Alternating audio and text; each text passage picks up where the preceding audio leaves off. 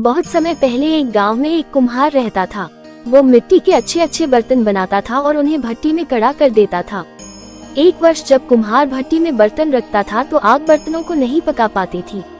बार बार कोशिश करने के बाद भी मिट्टी के बर्तन नहीं पके। आखिरकार कुम्हार मदद के लिए राजा के पास पहुंचा।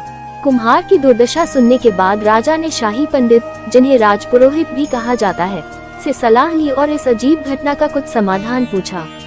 राजपुरोहित ने बर्तनों के लिए भट्टी तैयार करते समय हर बार एक बच्चे की बलि देने का सुझाव दिया।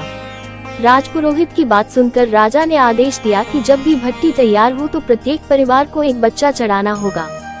सभी परिवार एक एक करके अपने एक एक बच्चे को राजा के आदेश का पालन करने के लिए देने लगे। कुछ दिनों बाद एक बूढ़ी औरत की बारी आई जिसका एक ही बेटा था। सकट चौथ का दिन था।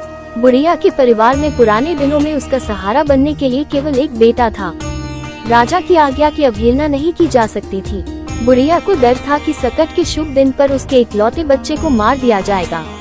बूढ़ी औरत, जो देवी सकट की एक उत्साही भक्त थी, ने अपने इकलौते बेटे को सकट का बेताल नट और सुरक्षा के प्रतीकात्मक आवरण के रूप में दूब का बीड़ा दिया।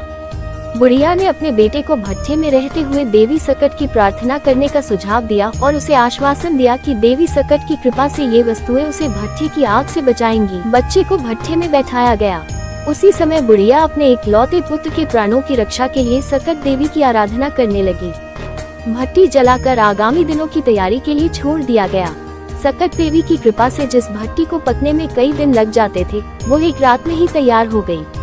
अगले दिन सुबह जब कुम्हार भट्टी का निरीक्षण करने आया तो भट्टी देखकर आश्चर्यचकित रह गया।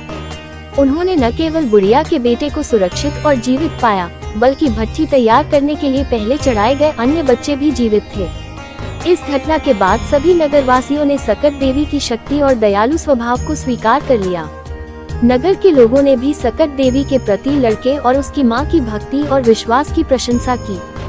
सकट चौथ का दिन सकट देवी का आभार व्यक्त करने का दिन है।